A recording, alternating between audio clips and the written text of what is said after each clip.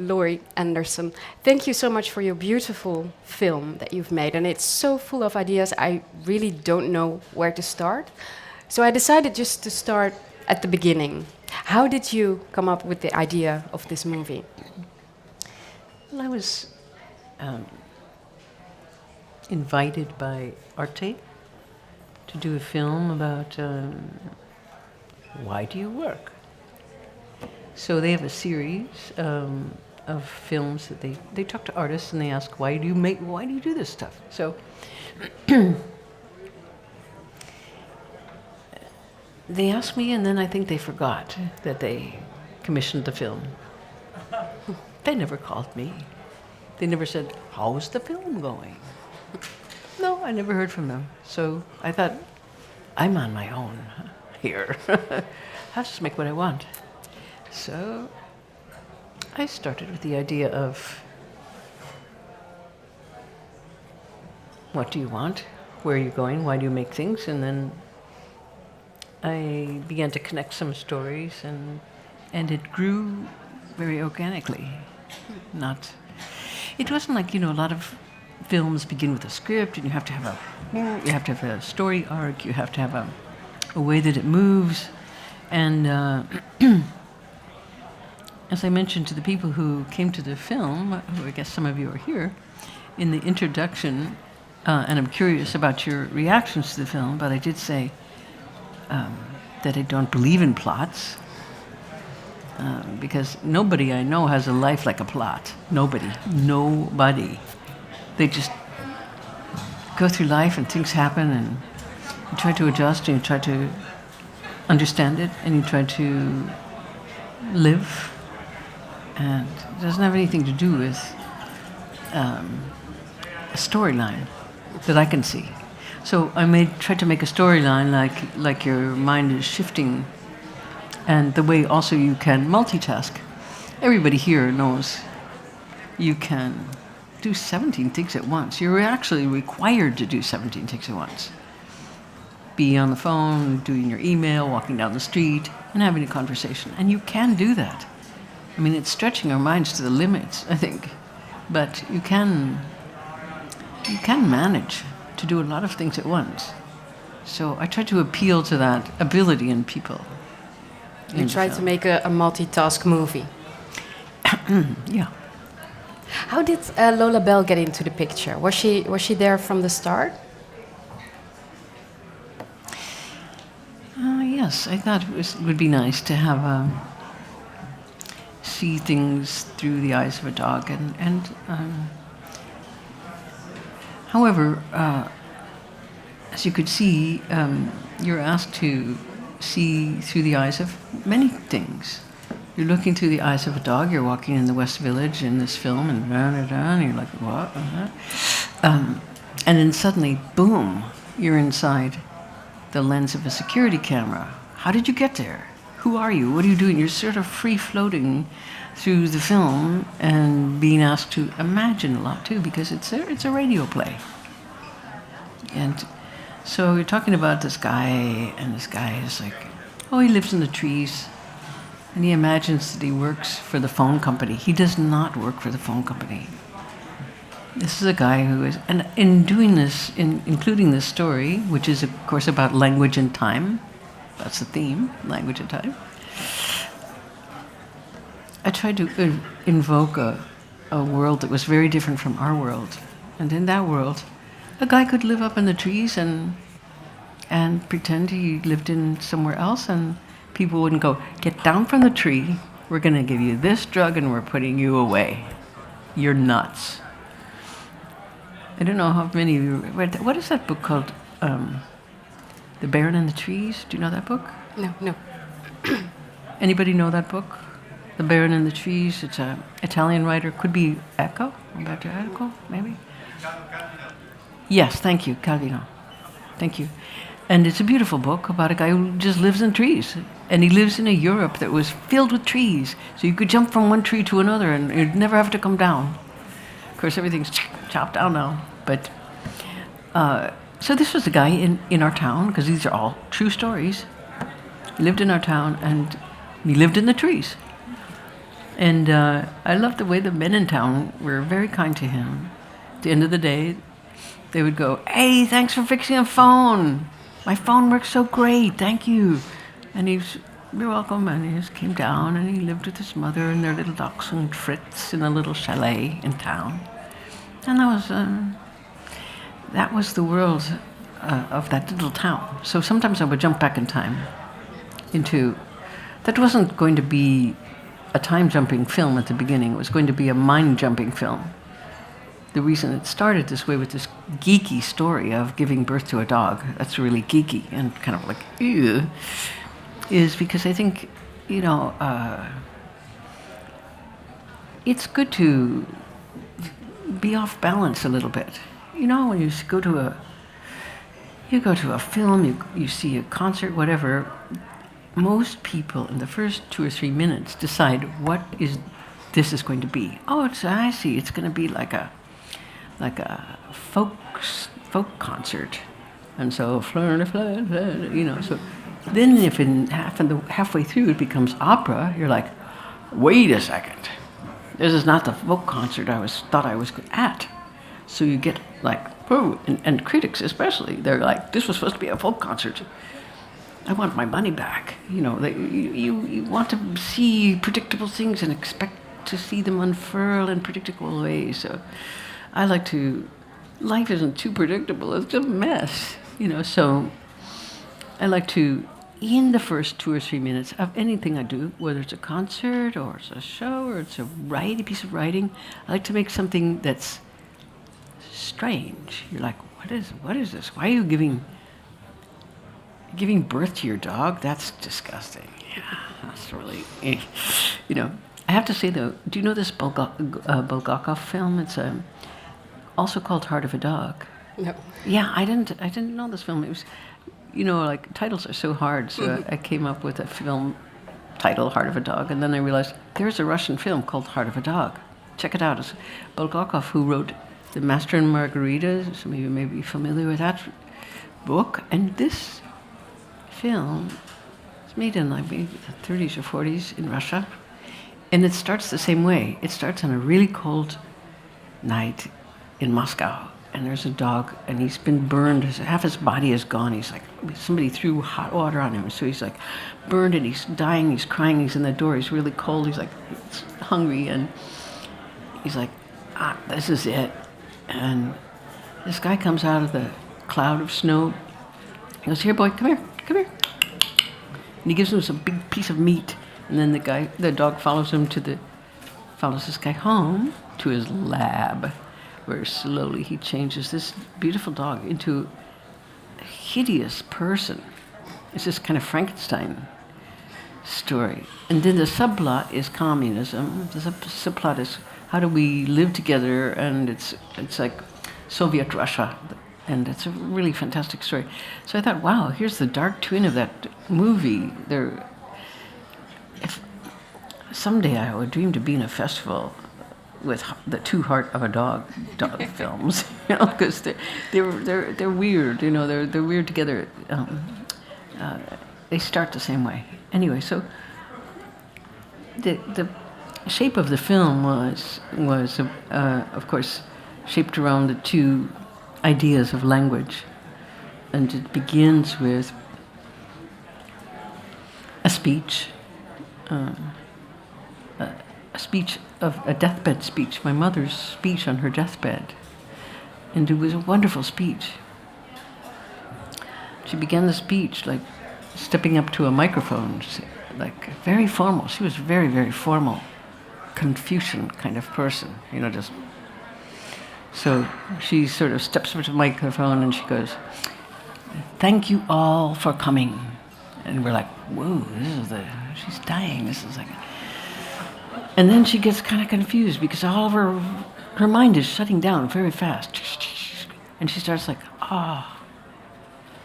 talking to all the animals that are up there on the ceiling. And she loved dogs, she loved horses, she was an animal person. So she's talking to them who seem to be coming down. And then back to you and history, saying goodbye to people, goodbye to the world.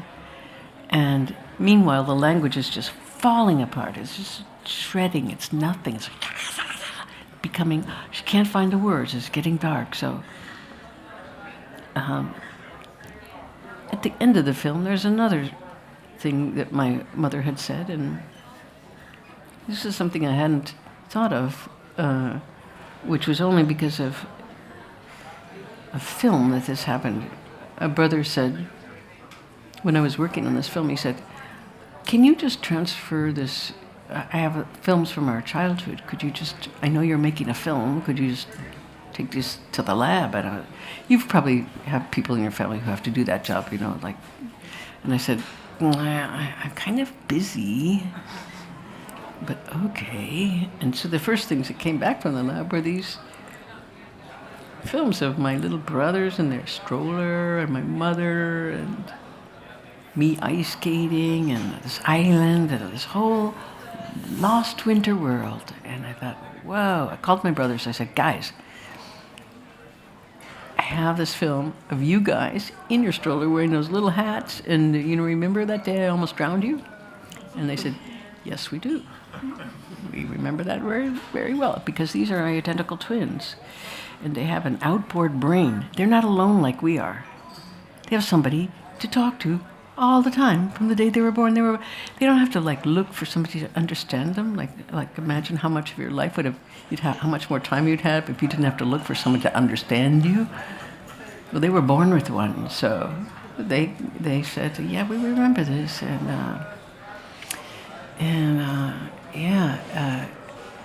I said, I found pictures of you and Mom and me, and they said, you're not going to put that in a movie, are you? I said, do you mind?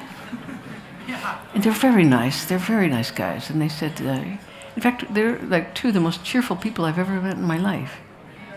And I attribute that to the fact that they have another person that they can talk to. It's very lonely to be a person.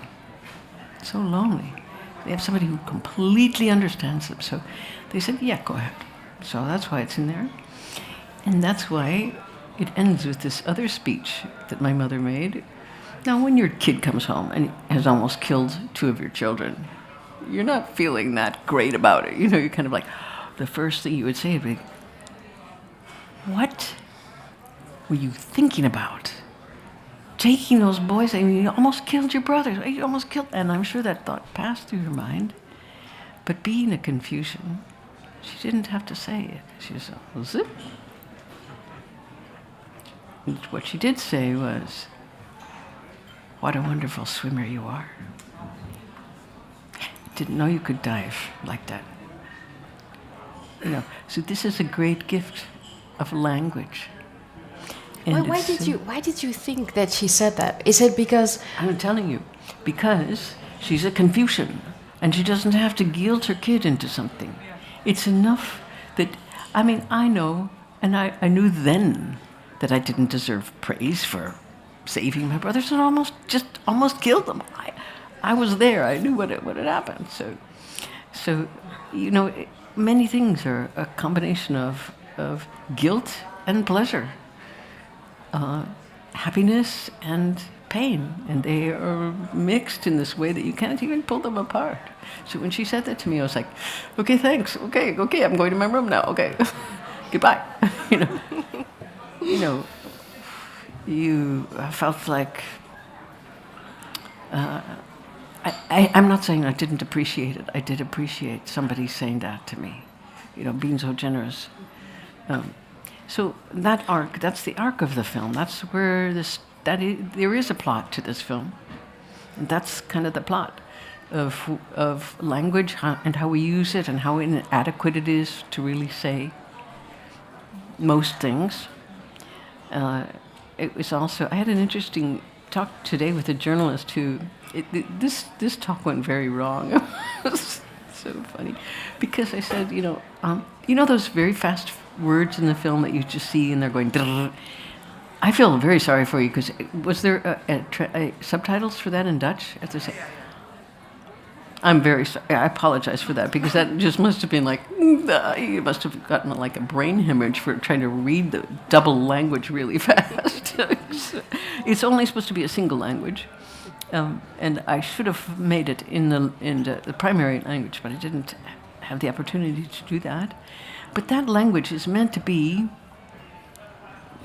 about language that comes to you in a very different way when you read it as opposed to when you hear it. And you know how reading, it just comes into your mind in a different way. So that was meant to be words that were addressed to the part of you that doesn't speak, that never speaks, and who's just back there,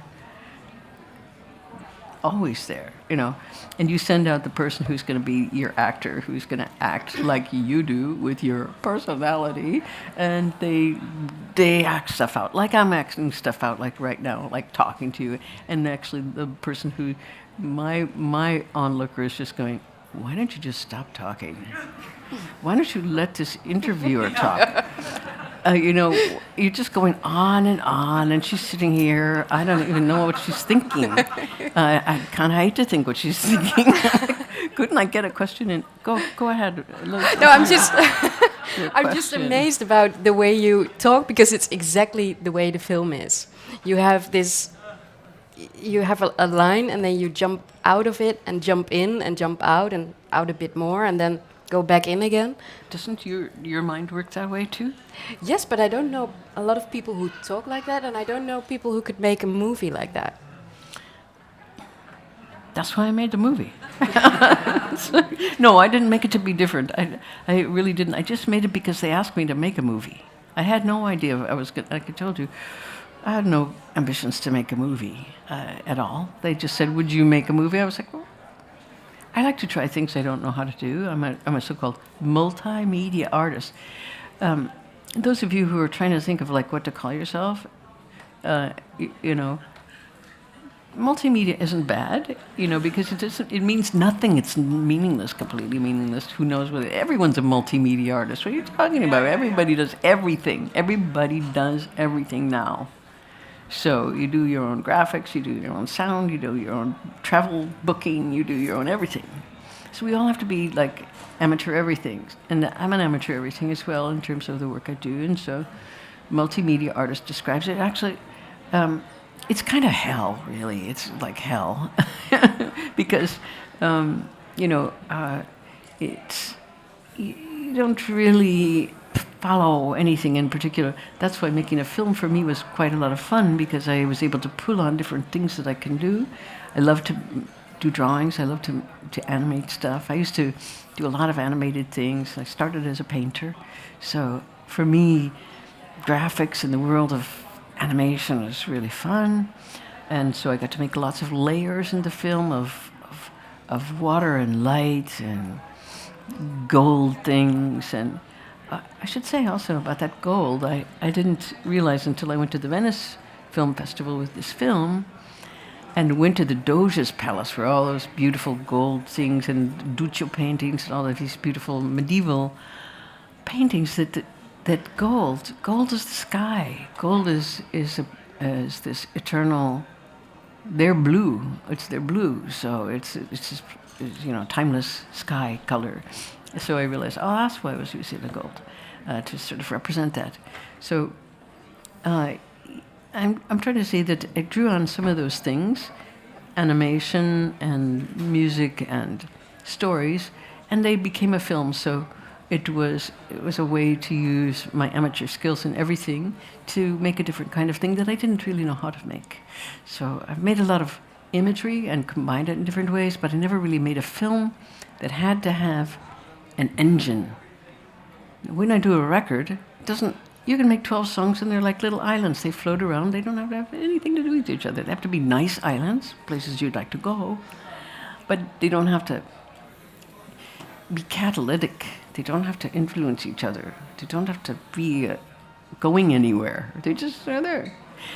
But with film, now, don't think I know anything about filmmaking. I'm not a filmmaker, so I'm here under completely false pretenses of just having made a film. But I can say that the films I like go somewhere. They go somewhere, and they don't just sit there. I like to come out of a film and go, I went somewhere. I thought there, and then I went over there. And I like that. I'm not sure it's a rule for films. I've seen films that go nowhere, and I love them. They're just beautiful. They're just, so I don't think there are any rules about what's good. But anyway, what I was going to say was that I learned about this. I should just tell you a short thing about this, because the times that I've used other people's stories have been a little bit disastrous. I worked once in an opera based on Moby Dick. If you fall in love with a book, take my advice. Do not try to make it into an opera. If you're thinking about making an opera, just take my word for it. Don't make it. Because, at least for me, I got very, when you fall in love with something, you're too reverential, And if you're making something, you have to be rough. You have to rough it up. You have to push it around. And so I fell in love with Melville and the way his words unfurled, and they were and also with his ability to jump cut. So that's a novel that is a jump cut film. So that you have this guy starts out. He goes, I would really like to go to sea, but if I went to sea, how could I do that? I could be a captain, but I hate bossing people around. I could be a first mate, but I don't like to be bossed. I know. I could be a cook. And because I love roast chicken. I mean, who doesn't like roast chicken? The Egyptians liked roast chicken. You can see from the mummies of roast chicken and river horse and ibis in their giant bakehouses, the pyramids. You're on page 3. You've gotten from New Bedford to ancient Egypt, like boom, like that, like really fast. So I thought, I love that. That's the way to jump. So I started this thing, and then I realized I did a lot of studying of Melville and that book. I read it 5 times, and also somebody said, I know you're working on this. I got a present for you. He brought a huge box over, and inside was, guess what? Melville's Bible, the Bible he'd used while he was working on Moby Dick. And it was filled with pencil markings and all of these stars and things. And he said, but they'd been erased. And my friend, who'd gotten the Bible from Sotheby's, had taken it to the FBI and said, what did Melville write? His wife had erased these things because, it's the family Bible. Don't write in the family Bible. So anyway, so I went through the Bible with a magnifying glass because the FBI said, we can't tell you what was written there because it was 150 years ago. If 100 years ago, okay, but 150, no, can't see it. So I went through the magnifying glass looking everything for something about whales, something about Leviathan, and I found it in Isaiah. A passage about Leviathan and smoting Leviathan, that giant serpent lives in the sea. And I was like, whoa. He just said the whale was the snake. And for Melville, the ocean was his garden where he could work out ideas of good and evil. So anyway, I went to this, in the first edition of Moby Dick, maybe you don't know this, there was no Captain Ahab at all. And I love imagining this meeting of Melville with his editor, and the editor going, Herman, the book is good. It's really, it's so interesting with all those information about the ropes and the sea life and life at sea and whales and ships. It's very, very good. Very good job. But, I have to say, it is basically guys go fishing. Where's this thing going? Where are you going with this? It's just a thing of like a ship like out there fishing. He said, I think you need something. You need a motor. You need an engine. It needs to go somewhere. How about a crazy captain? Now, if you notice, if you've read Moby Dick, how many people have read that book? Oh, smattering. Okay, so this is such a seafaring town here, so I was thinking like maybe more had read. Anyway, the book is pretty much what I described, but this, if you read it third way through the book, Captain Ahab appears But he hasn't been there in the first part of the book. Why? Because he hadn't been written. And he appears on the deck going, "Oh, Avast! Where is this?" And he's angry. And these Yankee sailors are going, "Who the hell is that thing?" It's Shakespearean. And he has a problem. He has a Shakespearean-sized problem. He's like, as that whale is evil. It's all a little rickety theatrical, not that believable, because it was a device to make the ship go. So what I'm, a long-winded way of trying to say is, I needed a device to make my ship go somewhere.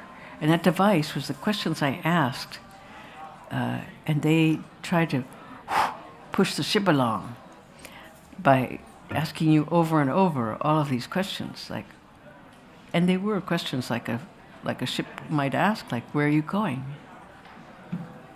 What kind of pilgrimage is this? Do you want anything? Are you going somewhere? And if so, where?" It was a device to be with you. Oh, it's this. As I said before, this is not a story about me and my dog. It's about a kind of dialogue, So you have to do all the work in this film. You have to jump around, imagine things, fill things in, watch fast stuff, and you're left with these questions, unanswerable, really, except by you, by each person in their own way. No, Thank you so much Thanks for your coming. film. Yeah. Thank you so much for the talk. And thank you all for coming in. Thanks for your questions. Thank you.